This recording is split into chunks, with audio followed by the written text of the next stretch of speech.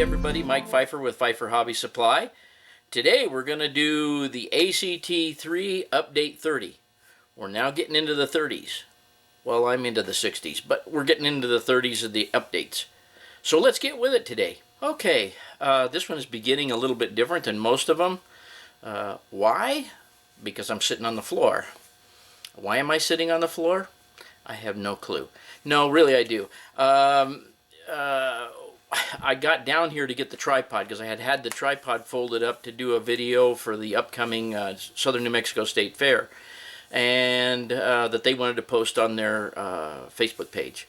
So anyway, I did the video. I came back home and I had collapsed the tripod. So I got down here to pick up the tripod and extend the tripod, and I happened to glance over and I noticed that stuff. And I thought, well, let's kind of go backwards here. We're on update 30, and right there, that little pile of paper was the beginning of this whole thing. That's how all layouts begin, I think. I think somebody has an idea in their head. That was my idea. I went on AnyRail and just started pulling track out and sticking it together and adjusting my room size. Put in my room size and what I wanted it to be. Started putting track out there, and lo and behold, the next thing you know, I had that printed out, and you know the rest of the story. Started tearing out the other layout, started this one, and I really haven't regretted it. I think I've said it before, but building the layout is part of the process, and it's the enjoyable part of the process, I guess. I have stated before, I don't know what I'd do if I ever finished one. So anyway, I just got down here and started reminiscing back, and I'm regressing here. So let's get busy and see what's going on the ACT today. Okay, everybody, here I am back up on top of the layout. I hope my hair's not sticking up. I think I did head spins on the pillow last night or something. But anyway, let's get into what I've been doing. It hasn't taken me too long to do what I've been doing. However, it's made a drastic difference in the way the layout looks. And I'm just going to freehand the camera again, so we're going to be on the shaky cam, but well, maybe I can do it on the tripod.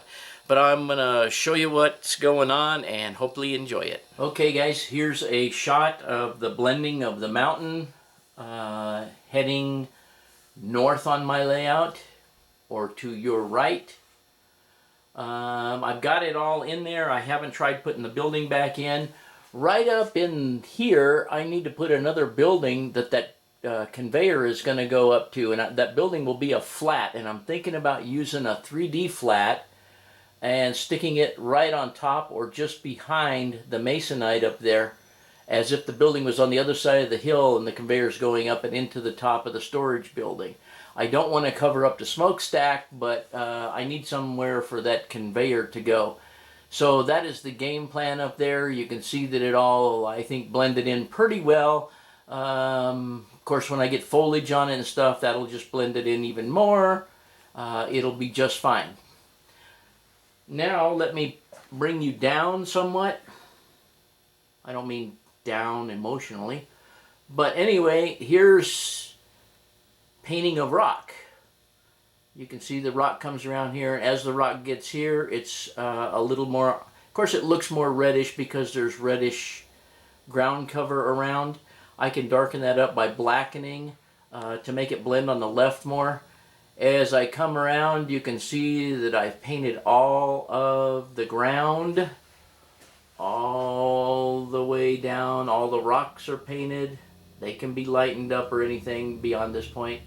Another thing I might mention too, and I'm going to walk over here and show you real quick. I know it doesn't look like anything right now, but right over in here I added some plaster up and tried to flatten it out over that hill, because that's where the road's going to go and disappear over that hump over there for the tailings and the leftover material that has to be hauled off from the processing plant over there at the potash mine.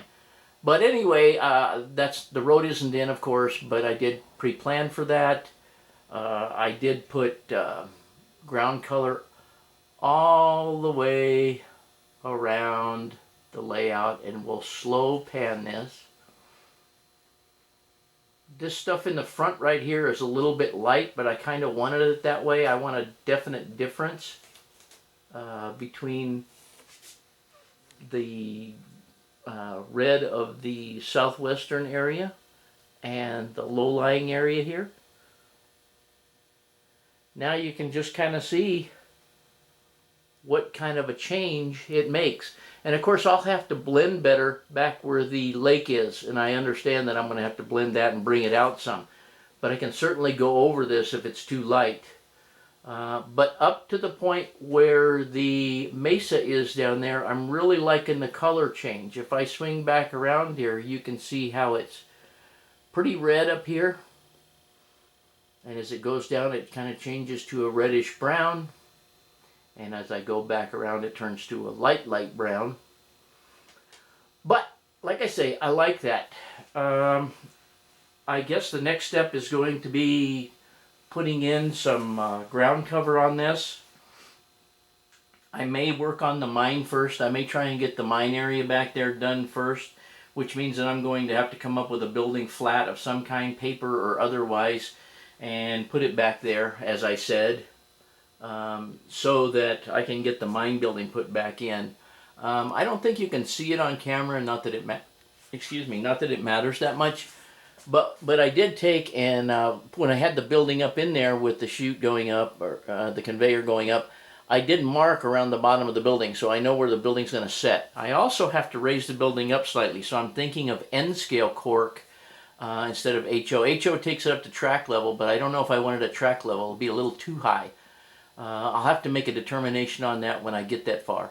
By the way, that track back there is, once again, is not hooked down. Simply because I may need to move it to adjust it to fit the mine in and out a little bit. And when I do, then there'll be ballasting taking place back there. But I am at a point where I can start possibly doing ballasting. So we'll see how that goes, see how putting in ground cover and stuff goes. When I get the mine in, I'd like to at least get ground cover down to the tunnel there, the little tunnel. The ground cover around the rocks at the tunnel will also tone that down. There's a lot of rock casting there, and there's a lot of dirt around there that's colored the same color as the rock casting. I may go back in and touch some of that up with some light tan or something. I'm not really sure how I'm going to do that, but it's not going to be that, well, it's kind of overwhelming. It's not, none of these rocks are going to be that overwhelming when I get the color in around them. So anyway, guys, really not much to show other than the fact that it makes a big difference in the way the layout looks. And I hope you enjoyed update 30, and I hope to see you on the next one. Okay, everybody, I hope you like the look of what's going on now. It beats the stark white. I just couldn't stand it anymore, and once I got the color in the ground over here, I just kept on going around the layout. I figured as long as I'm doing it, I might as well do the whole thing. One thing I might add too, before I go here, is that when you do this coloring right up against the edge, like it is over here on the loop to my left,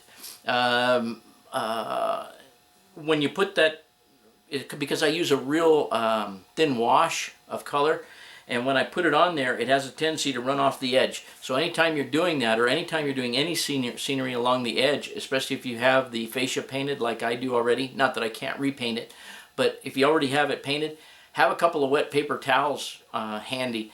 That way if the paint runs off the side or the plaster runs off the side, whatever you're doing, you can wipe it off real quickly before it has time to set on there.